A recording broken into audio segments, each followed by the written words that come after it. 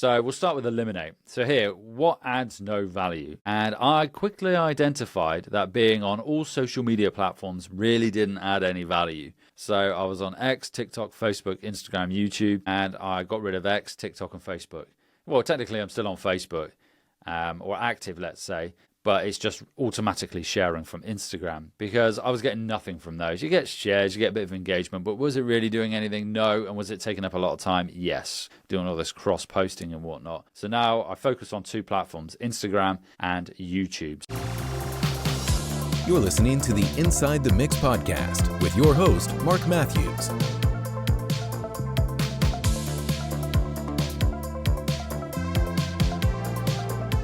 Ever feel like you're working harder than ever on your music, but your creativity is drying up? You've probably hit that dreaded wall, burnout. But here's the real question. Is burnout inevitable for music producers and indie artists? Or can we actually prevent it before it hits? And if you're already there, is there a way back? Hey folks, welcome to Inside the Mix, or welcome if you are a new listener or viewer if you're watching this on YouTube.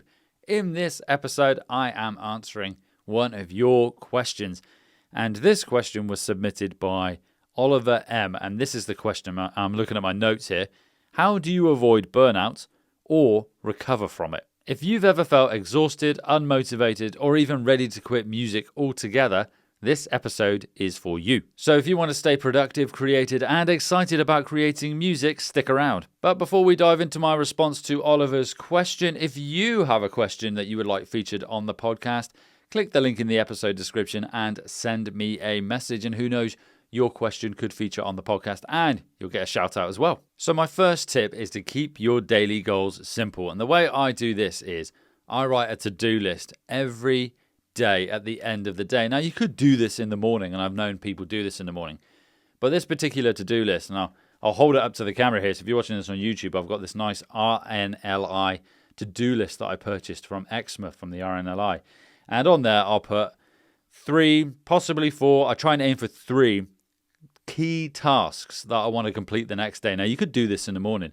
and the idea here is these are the key tasks that will move things forward, and we'll come back to that in a tip that I'm going to share later in this episode with regards to what is a key task.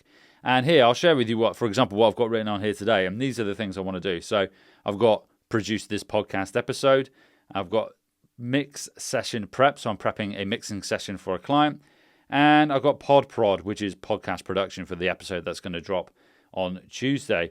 And I've also got pod mid-roll video. So I'm creating a mid-roll video for the podcast itself. So technically I've got 4 things, and usually it'd be 3, but one of these is quite short, so I squeezed another one in there. And the idea here is I'm going to stick to these tasks only. These are the key tasks that are going to move things forward.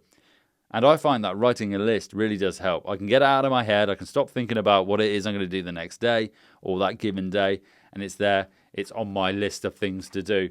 And I don't know about you, but I love ticking things off.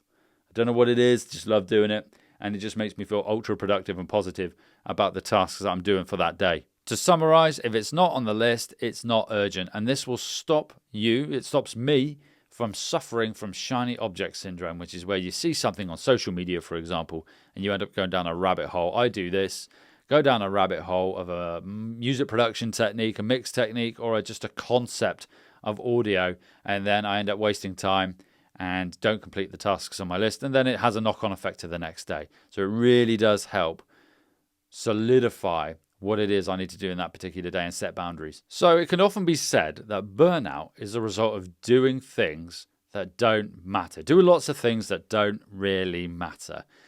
And what I do to identify the things that don't matter is that I track what it is I do in a given week. And at the end of that week, and also at the end of the month, I do a weekly review, which is just a short, okay, what have I done this week? What went well? What didn't go well? What could I improve? And that comes from the teacher in me. And then I plan for the next week. And I use Google Calendar to map out. I know exactly what time I have. And then I move pieces or tasks around like a jigsaw and put them into relevant slots so I can dedicate time to a particular task. And I like to dedicate time. I'm going off on a bit of a tangent here. I like to dedicate time or allocate time because I find that if I just have open-ended time, whatever task it is I'm doing, I would just fill that time with that task. So I like to set time boundaries. Obviously, there's a time and a place whereby you don't want that. But for the most part, particularly with admin tasks, like if I am doing some podcast research or something like that, I will set a time for which I want to do that. I won't have an open-ended time for that. So that's just a slight tangent there. But basically, yeah, I review at the end of each week, at the end of each month, and quarter as well. And it's always what went well, what didn't go well. And then I take that forward. And basically, I'm trying to identify, again, going right back to the beginning of this tips, tasks that don't really have any impact. So I've got a great framework for categorizing the tasks that I've identified. And there are 4 buckets. We've got eliminate, automate, delegate, and mitigate. And I got this from the Profitable Home Studio podcast, I think it's called. I could be corrected on that. I think it's called something different now. But at the time, that's what it was called. So we'll start with eliminate. So here, what adds no value? And I quickly identified that being on all social media platforms really didn't add any value. So I was on X, TikTok, Facebook, Instagram, YouTube, and I got rid of X, TikTok, and Facebook. Well, technically, I'm still on Facebook, or active, let's say, but it's just automatically sharing from Instagram because I was getting nothing from those. You get shares, you get a bit of engagement, but was it really doing anything? No. And was it taking up a lot of time? Yes. Doing all this cross-posting and whatnot. So now I focus on 2 platforms, Instagram and YouTube. So eliminate. Those did not add any value. The next is automate. So repetitive tasks. Is there anything I can automate? And you can leverage AI for this, but in this instance, it's my mailing list. So if you're on my mailing list, great. If you're not, click the link in the episode description, jump on, get weekly tips, no spam, no fluff. And basically with the mailing list, I automated it so it cleans my mailing list every 6 months.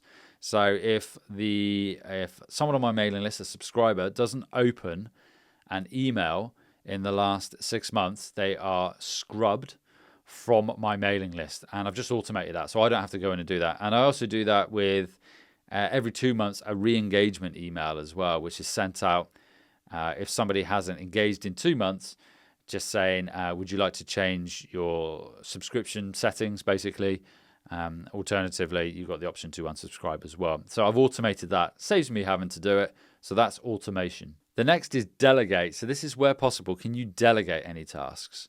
And I do this. I did it in a couple of ways. So with podcast editing, I delegated that, which I recouped a significant amount of time. And when I did have the Facebook group active, I delegated the administration of the Facebook group because that took a bit of time as well with posting, responding to posts, and just cross-posting new episodes each week. Now, admittedly, the Facebook group is no longer active, but that is an example of how I delegated tasks. So is there anything that you can get friends or family to help you with, whether that's promotion or if you're a producer and mix engineer, mix prep or something along those lines? If you've got the ability to do it, maybe you can get an intern in to help you with regards to mix prep. Maybe somebody wants to learn more about mixing and editing, and you can offer them some guidance, just some ideas off the top of my head. And in return, they will help you with that. But that's delegate. So far we've got eliminate, get rid of social media, automate the cleaning of my mailing list, delegate, the admin of a group, and also podcast editing, and then mitigate. So mitigate is where here I've got my notes. High stress activities. Stress might be the wrong word. Take a lot of time with better systems. So this is all about systematizing. So in particular with the podcast, going back to what I said earlier about using AI, I now use AI. I leverage AI to help me with researching podcast guests, and podcast episode description SEO, and scripts as well. So I use AI. I don't rely on AI to create it, but I use AI to refine it. So I will draft the script, the description, and then I'll chuck it into ChatGPT, for example, and just say, can you refine this, proofread it, and offer any advice on how I could improve it? And obviously, you don't have to accept what AI puts in there, but generally it's quite good, right? So that's how I use AI. And I also use it, and this, folks, helped me significantly with regards to content. I use a platform called Riverside. I'll put a link to it in the affiliate link in the episode description. And I use Riverside to create micro content. So it will take the podcast episode and it will create reels for me of the best parts using AI. And it has saved me so much time. I used to have to do it manually. I use ScreenFlow to record episodes when I'm doing tutorials, for example. Previously, I used Zoom to record interviews. And I used to have to do it manually. And just to create 4 pieces, it takes so long. But now I use Riverside and it automatically does it for me. It's called Magic Content. I'm not selling Riverside at any point here. This episode isn't sponsored by Riverside. I'm just telling you what I use, and just an example of how I use AI to recoup so much time by using Riverside to create the short form content for me. And I know I used to use another platform called Opus Clip, I think it's called. But ever since Riverside started doing it, I don't use it anymore because I don't need Opus Clip. But Opus Clip will do the same. Chuck in a video and it'll pick out the best parts for you.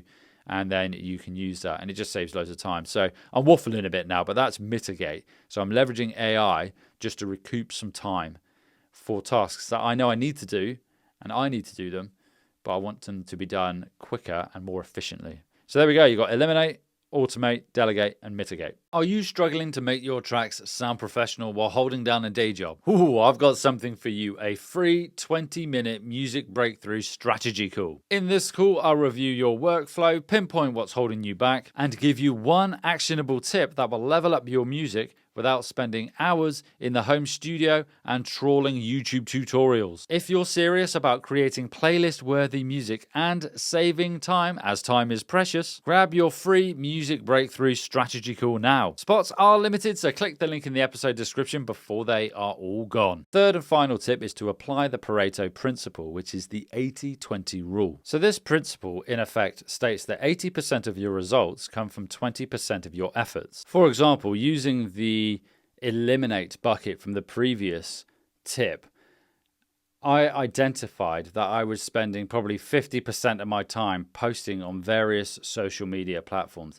and it was only generating a small percentage of growth in podcast downloads and subscribers, and also Spotify monthly listeners. So I was spending half of my time on social media, but it was a tiny amount of growth happening as a result. So I identified that, and then I eliminated all those platforms. So it was TikTok, Facebook, and what was the other one?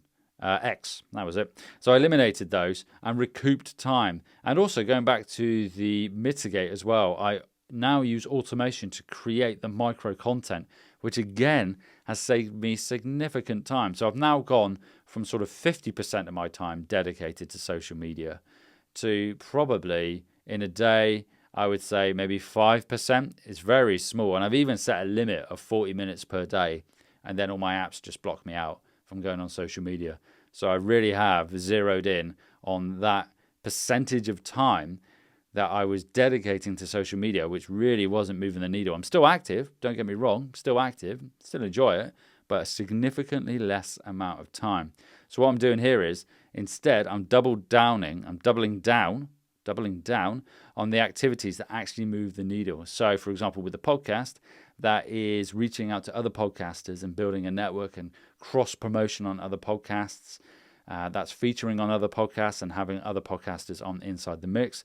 And with regards to my music, I have spent time honing and refining my meta ad strategy and doing research into that, which has helped significantly.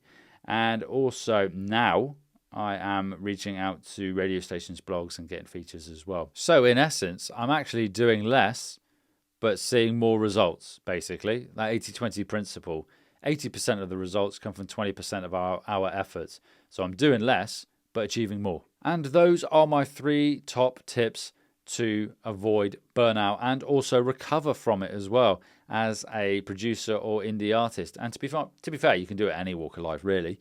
So let's do a quick recap. I'm looking at my notes here. We got number 1, limit your daily to-do list to 3 essential tasks. Tip 2, track your work and apply the eliminate, automate, delegate, mitigate framework. And tip 3, use the Pareto 80-20 principle to focus on what truly matters. So these 3 strategies can help you create more music and avoid burnout.